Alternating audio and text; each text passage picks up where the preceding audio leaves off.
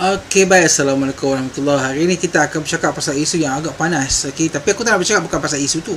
Aku just nak bercakap pasal something yang beyond isu tu. Semua orang tahu yang sekarang ni kecoh tentang aplikasi yang dinamakan sebagai deepfakes. Okey, deepfakes ni apa? So malam ni aku bercakap pasal tu. Okey, sebenarnya deepfakes ni bukanlah aplikasi, tapi sebenarnya ialah satu teknologi. Okey, yang sebenarnya dah lama ada dekat Hollywood, tapi sekarang disebabkan satu kes tu, semua orang dah sebut pasal deepfake. So this video akan bercakap pasal apa itu deepfake dan apa kesan dia kepada kita. Okey, intro dulu.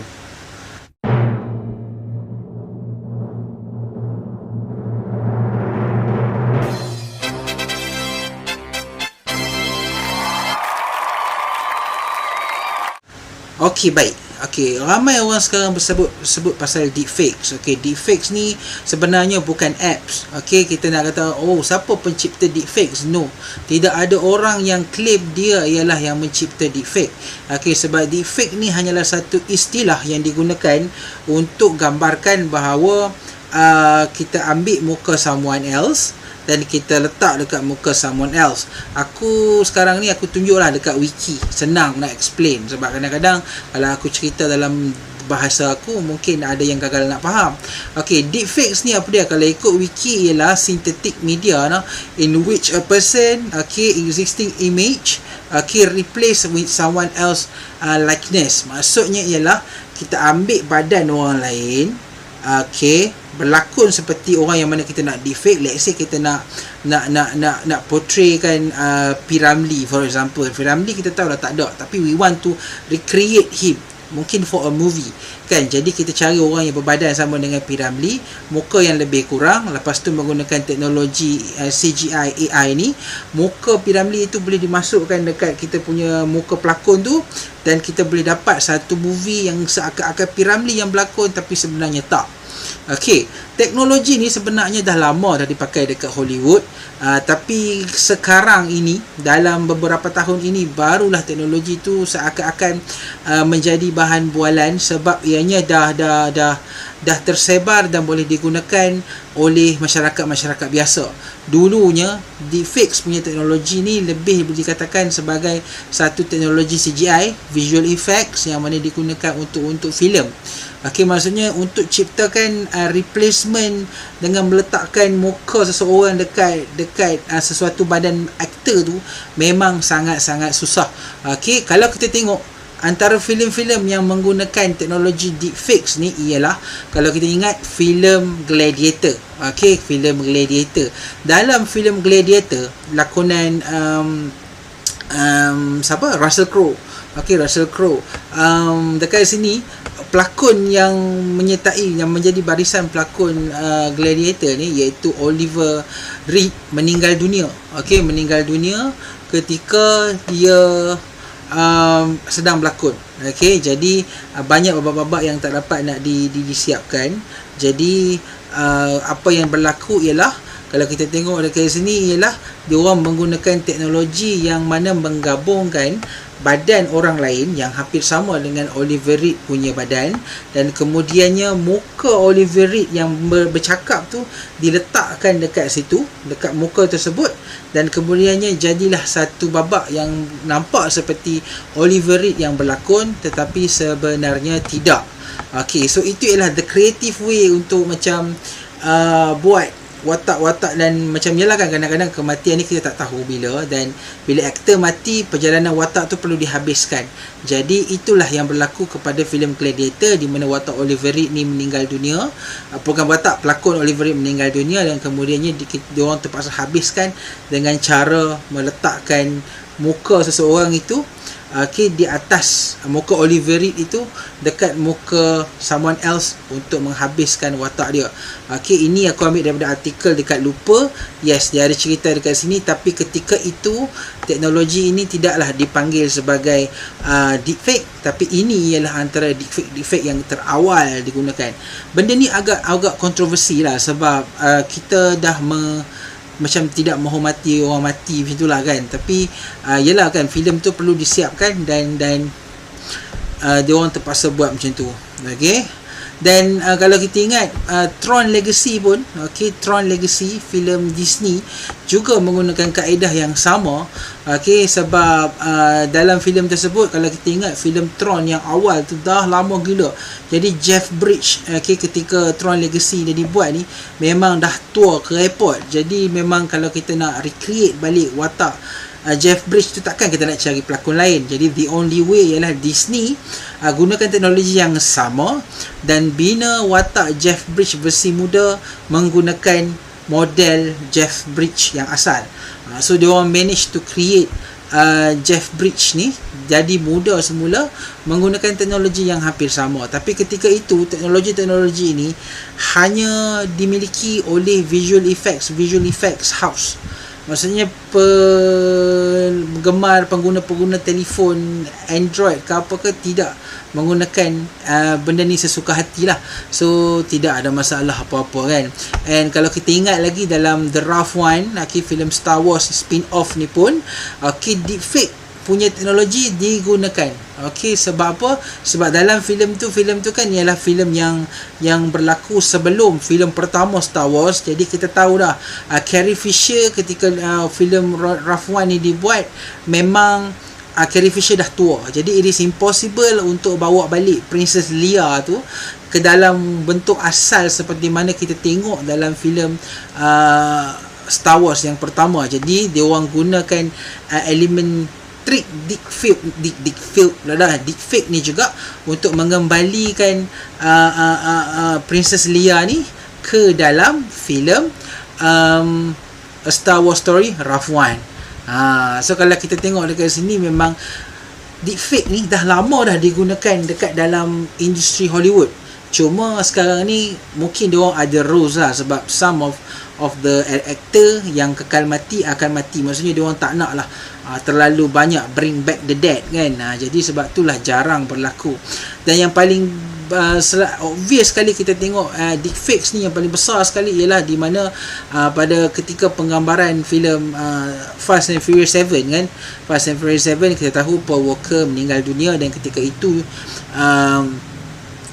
pengarah filem ni memang tak tahu nak buat apa lah kan, macam mana untuk sambung balik kisah Paul Walker ni.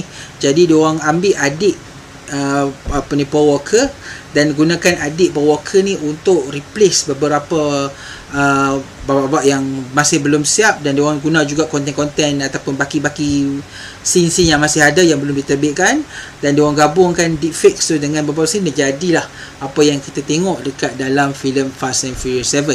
Jadi guys, kita nak beritahu dekat sini yang deepfakes ni sebenarnya dah lama digunakan, cuma ianya taklah dikenali sebagai deepfakes.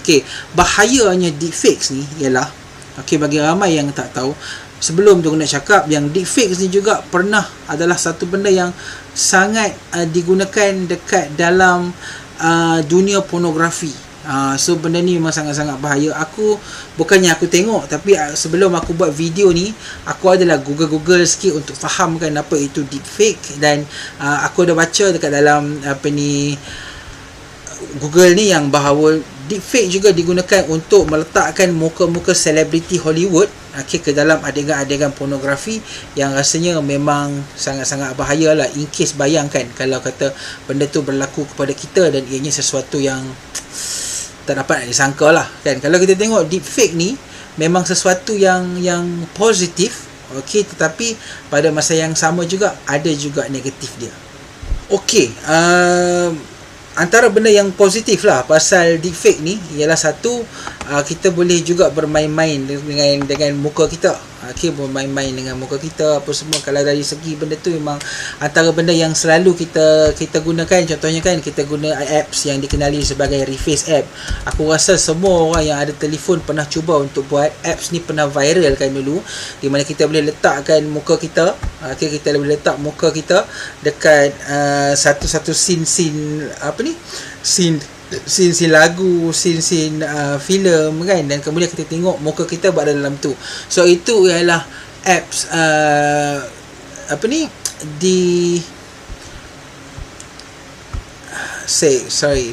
apps apa benar nama dia, deepfake. Aku pun lupa tadi. Apps deepfake yang paling mudah lah, iaitu Reface app. Okay, so sampai kita sedar kita dah pakai dah Reface app ni buat dalam telefon kita dan kita bermain-main dengan dia. Tapi sebenarnya itu ialah baru level nombor 1, level yang ringkas. Tapi sebenarnya deepfake ni lebih daripada tu, di mana kalau siapa yang Google dekat sini, aku baru Google, dia sebenarnya ada satu website yang mana kita boleh buat deepfake. Okay, iaitu aku cuba cari tengok. Okey, iaitu aku pernah jumpa tadi. Sebentar, deepfake web. Sebentar aku cari Aku bukan nak ajar, tapi aku just nak tunjuk bahawa yes, we can make deepfake punya benda dengan ini, website ni yang dikenali sebagai deepfakeweb.com. Aku tak pasti, aku tak nak masuk, okey, tapi aku just masuk kat pintu depan saja nak menunjukkan bahawa yes, ada website yang memang boleh buat deepfake.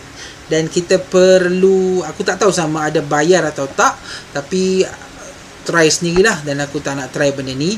Dan benda ni sebenarnya memang agak-agak macam bahayalah kalau tak dikawal, sebab kadang-kadang aku terfikir juga kan, what if kalau ada orang yang berniat jahat, dia letakkan muka kita ni dekat gambar-gambar tak senonoh ke apa kan, dan benda tu memang nampak real, dan bukannya macam era dulu-dulu zaman 90-an kan, zaman 90-an dulu kan, kalau letak gambar tak senonoh ke apa kan, kita boleh trace sebab ianya edit yang ketika itu level yang biasa. Ini deepfake, dia menggunakan AI.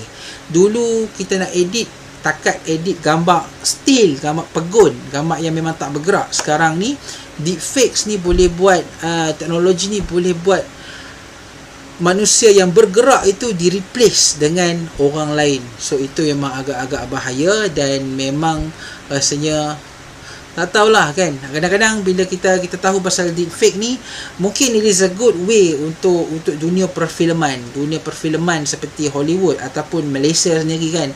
Let's say kita nak buat filem-filem yang mungkin kita tak mampu nak jemput pelakon-pelakon Hollywood, tapi kita cari orang yang lebih kurang sama, lepas tu kita tempel saja muka dia dekat orang tu. Okey, itu mungkin bagus untuk perfilman. Tapi gila benda tu, bahagian sisi AI deepfake ni diberi kepada orang-orang yang salah, rasanya benda ni akan menjadi sesuatu yang bahaya. Okey, jadi apa pendapat apa semua pasal deepfake ni, teknologi deepfake ni? Okey, kongsikan dekat komen. Aku bukan nak ajak, tapi aku just nak explain sebenarnya. Ramai orang ingat deepfake ni ialah aplikasi, tapi tak. Deepfake ni ialah istilah di mana istilah memanipulasi memanipulasi wajah orang. Okey, dan ianya dilakukan dengan pelbagai cara. Tidak ada software yang tepat untuk benda ni, tapi kalau siapa yang pakar, memang dia boleh buatlah benda ni. Okey, dia boleh buat menggunakan pelbagai cara. Okey, dekat Hollywood macam aku tunjuk tadi, dah boleh, dia orang pernah buat dekat filem Gladiator, dia orang pernah buat dekat filem Tron Legacy, apa lagi, dia orang pernah buat dekat filem Captain Marvel. Kalau kita tengok Captain Marvel kan, Samuel L. Jackson dimudahkan. Okey, lagi kita pernah tengok dalam filem apa lagi, macam Free Guy, macam contohnya kalau filem Hindustan, kita boleh tengok filem yang Shah Rukh Khan jadi kecil tu, aku tak ingat cerita apa. Okey, Zero, dia Shah Rukh Khan boleh jadi kecil kan. So deepfake ni dah boleh buat macam-macam tau. So itu ialah deepfake ialah istilah itu, bukannya aplikasi.